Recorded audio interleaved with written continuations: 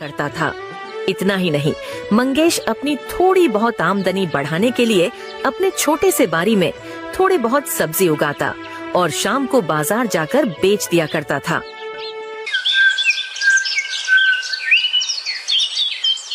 एक दिन मंगेश होटल के मालिक रतन लाल से पगार बढ़ाने की बात करता है। मालिक, मैं अपनी पगार थोड़ी बढ़ाने को बोल रहा था। जो आप पगार देते हैं उसमें मेरा गुजारा नहीं हो पाता है। मालिक, कृपया मेरा तनख्वाह थोड़ा बढ़ा दीजिए। क्या रे, तेरी ज्यादा जबान चलने लगी है क्या? तुझे 250 रुपया ही मिलेंगे महीने के। तू क्या चाहता है? 2-4 बर्तन साफ करने के मैं तुझे 1000 रुपये दूंगा क्या? चुपचाप काम करना है तो कर, वरना काम छोड़ दे। मालिक, मैं 1000 नहीं मात्र 50 रुपये बढ़ाने को बोल रहा था। अरे मैं समझ गया हूँ, तुझे काम नहीं करना है। चल निकल यहाँ से गरीब, जाके भीख मांग रास्ते पर। मैं तुझे काम से निकाल रहा हूँ। और सुनो गाँव वालों, अगर इस भिखारी को किसी ने भी काम देने की जरूरत की तो मैं उसे नहीं छोड़ूंगा। मंगेश चुपचाप सारी बात सुनता है और किसी को कुछ नहीं बोलता है। उसकी नौकरी जा चुकी थी।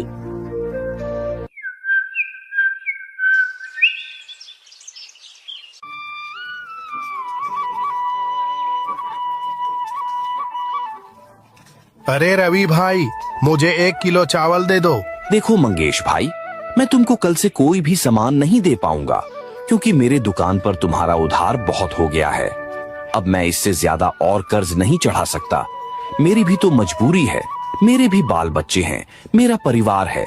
तो तुम बताओ, मैं और उधार कैसे चढ़ा सकता हूँ? ठीक है रवि भाई, आज मुझे उधार दे दो।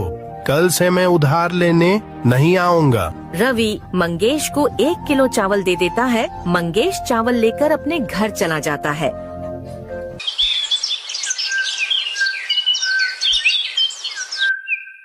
ऐसे ही देखते 2-3 दिन बीत जाते हैं। आज तो खाने के लिए भी कुछ नहीं है। क्या करूं? रवि भाई के दुकान में भी कितना कर्जा हो गया है। वह तो अब मुझे एक दाना भी उधार नहीं देगा। क्या करूं? हाँ, जंगल जाता हूँ, वहाँ कुछ खाने को मिल जाएगा तो वही खाकर आज का दिन गुजारा कर लूंगा। इतना कहकर मंगेश जंगल की तरफ निकल पड़ता है।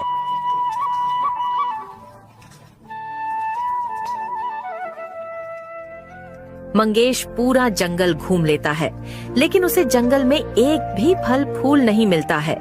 फिर मंगेश भूखा प्यासा परेशान होकर एक पेड़ के नीचे बैठ जाता है। हे भगवान, अब मैं क्या करूं? मुझे कुछ भी खाने के लिए नहीं मिल रहा है और मेरे पास कुछ काम भी नहीं है। अब मैं क्या करूं भगवान, आप ही बताओ। तभी मंगेश की नजर एक खरगोश पर जाती है। वह देखता है कि खरगोश अपने जादू के गोले से फल प्रकट करता है। अरे बस इतना सा फल? नहीं नहीं, मुझे और फल चाहिए। मेरा पेट इतना में नहीं भरेगा, मुझे और फल चाहिए। खरगोश अपने जादू के गोले से फिर जादू करता है और इस बार ढेर सारे फल प्रकट हो जाते हैं। मंगेश यह सब दृश्य बैठे बैठे देख रहा होता है। अरे, यह मैं क्या देख रहा हूँ? खरगोश जादू कर सकता है? अरे नहीं भाई, मैंने तो कभी ऐसा नहीं देखा। यह खरगोश तो जादू से फल प्रकट कर रहा है। इतना ही नहीं, यह खरगोश तो बोलता भी है। ये कैसा खरगोश है भाई? मंगेश बेटा, भाग ले यहाँ से। अगर यह खरगोश कोई शैतानी खरगोश हुआ तो तुझ पर भी अपना जादू कर देगा। अभी उसका ध्यान फल पर है। भाग ले बेटा, भाग ले, यही समय है तेरे पास। ये सोचकर मंगेश वहाँ से जैसे ही भागने के लिए खड़ा होता है, वैसे ही खरगोश उसे बोलता है, रुको, हिलना मत अपने जगह से। मैंने कुछ नहीं देखा, मैंने कुछ नहीं देखा। मैं जा रहा हूँ यहाँ से। मुझे कुछ मत करना, मैं किसी को कुछ नहीं बोलूंगा। अरे नहीं नहीं, डरो मत, मैं तुम्हारे साथ कुछ नहीं करूंगा। मैं जादुई खरगोश हूँ। लेकिन तुम इस वीरान घने जंगल में अकेले क्या कर रहे हो?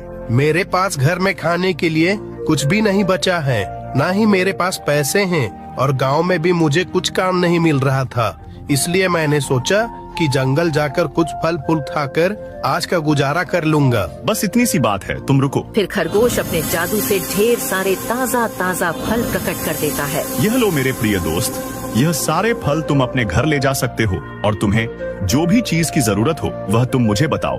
मैं तुम्हारी सारी इच्छा पूरी कर सकता हूँ। धन्यवाद मेरे दोस्त, मैं अकेला हूँ, मेरा कोई दोस्त नहीं है। और ना ही कोई मेरा परिवार में से है। मैं अपने घर में अकेला ही रहता हूँ। क्या तुम मेरे दोस्त बनोगे? दोस्त, मुझे तुम्हारे बारे में सब पता है। दरअसल मैं भी तुम्हारे ही तरह बिल्कुल अकेला हूँ। मुझे भी एक मित्र की आवश्यकता है। अगर तुम मेरे मित्र बनोगे तो मुझे बहुत खुशी होगी।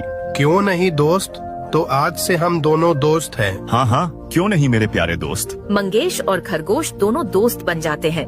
फिर मंगेश खरगोश को अपने घर ले जाता है।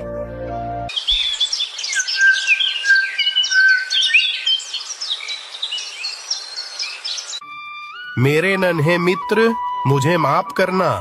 मेरे पास तुम्हें खिलाने के लिए कुछ भी नहीं बचा है, क्योंकि मेरे पास एक भी पैसे नहीं बचे हैं, ना ही मेरे पास कुछ खाने को बचा है। अरे तुम चिंता क्यों करते हो मित्र, मेरे पास खाने की कोई कमी नहीं है, बस तुम देखते जाओ। तभी वह खरगोश अपने गोले से जादू करता है और ढेर सारे स्वादिष्ट भोजन प्रकट हो जाते हैं। वाह मित्र, तुमने तो कमाल ही कर दिया। बहुत दिनों के बाद मैं तुम्हारे वजह से अच्छा खाना खा पाऊंगा। ये तो मेरा दोस्त होने का कर्ज है। तुम बस मुझे जो चाहिए वो बता देना। तुम्हें खाने में क्या क्या पसंद है, मैं तुम्हारे लिए वही ला दूंगा। फिर मंगेश भरपेट खाना खा लेता है। खाना कैसा लगा मेरे दोस्त? खाना तो बहुत ही अच्छा था मित्र, लेकिन तुमने इतना सारा खाना ला दिया है कि मैं इसे 3 दिन तक भी खाऊं तो ये खत्म नहीं होगा। क्या ये खाना खराब नहीं होगा क्या? तुम उसकी चिंता मत करो मित्र, मेरे जादू से लाए हुए कोई भी चीज खराब नहीं होती है। जादुई खरगोश के मंगेश की जिंदगी में आने पर मंगेश की जिंदगी पूरी तरह बदल गई थी।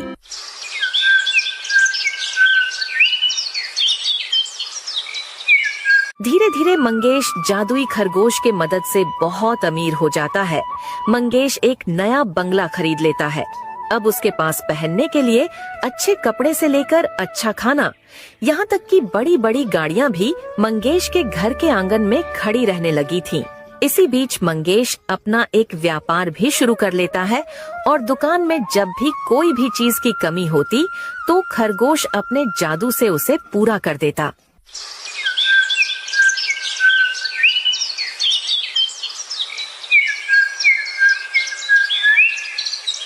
मंगेश की तरक्की देखकर सारे गांव वाले हैरान हो जाते हैं। अरे भाइयों, मंगेश को देख रहे हो ना आप लोग? होटल में बर्तन साफ करने वाला आदमी आज इतना अमीर कैसे हो गया? कुछ दिनों पहले ही तो उसने मेरे दुकान से 1 किलो चावल उधार लिया था। अरे हाँ भाई, मंगेश ने तो कुछ ही दिनों में बहुत तरक्की कर लिया। कुछ दिन पहले ही तो वो मेरे पास 50 रुपए उधार मांगने आया था। जो भी बातें गांव वाले के बीच हो रही थी, वो सारी बातें रतनलाल चुपचाप सुनता है और मन ही मन सोचता है, इस मंगेश के बच्चे के पास इतना पैसा कहाँ से आया? कुछ दिनों पहले ही तो मैंने उसे काम से निकाला था। मंगेश के तो कुछ दिनों पहले ही खाने के लाले पड़े हुए थे। पूरा गांव तो उसे कर्जा वापस मांगता था। आज वह इतना बड़ा सेठ कैसे बन गया? जरूर दाल में कुछ काला है। पता करना पड़ेगा रतनलाल, पता करना पड़ेगा। इस मंगेश के बच्चे को तो मैं छोड़ूंगा नहीं। दरअसल रतनलाल मंगेश की तरक्की से बहुत जल रहा था।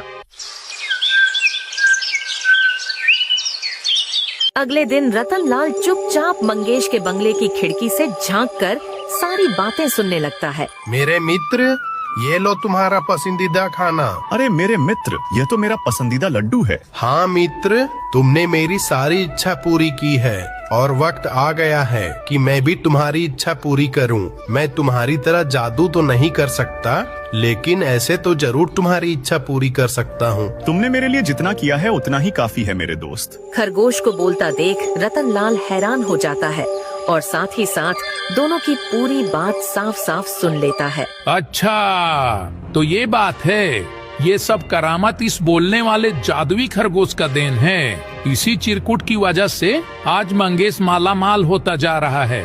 रुक मंगेश, तुझे मैं बताता हूँ। रतनलाल रात होने तक का इंतजार करता है।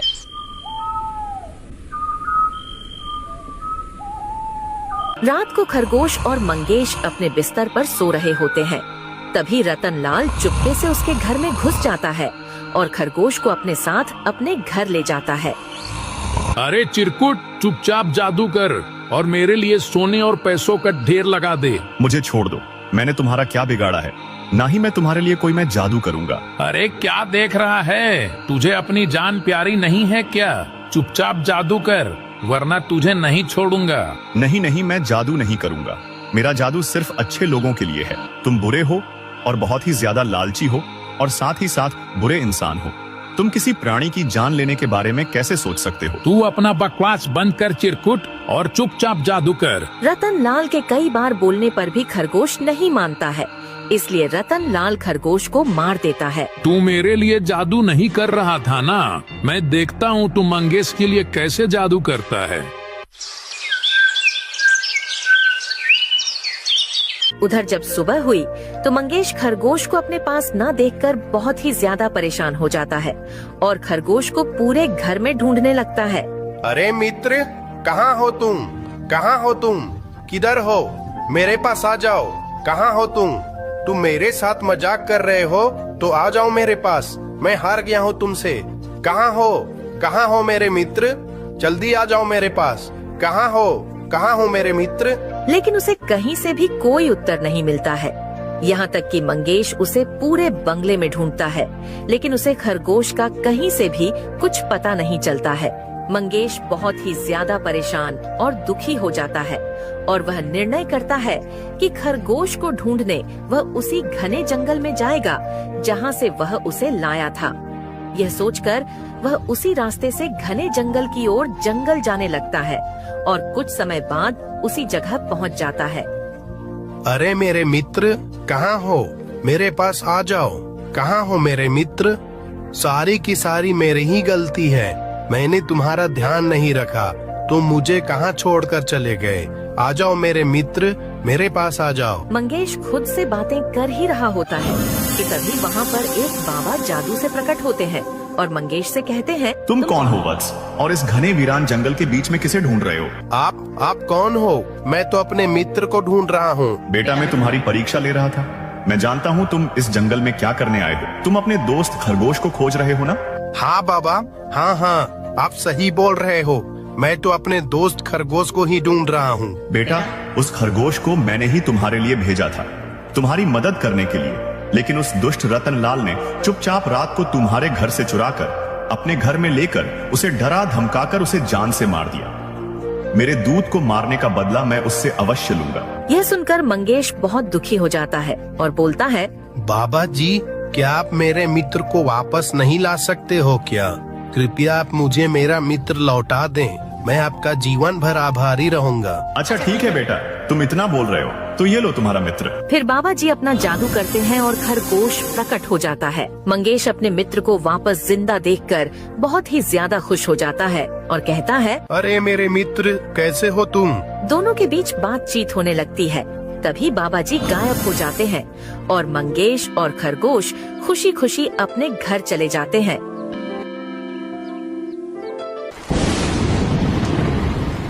ऐसे ही महीनों गुजर जाते हैं और बारिश का मौसम आ जाता है। एक दिन रतन लाल भारी वर्षा में कुछ काम से बाजार की ओर छाता लेकर जा रहा होता है। तभी एक जोरों की गर्जन के साथ उस गिरती है और उसकी वहीं पर अकाल मृत्यु हो जाती है।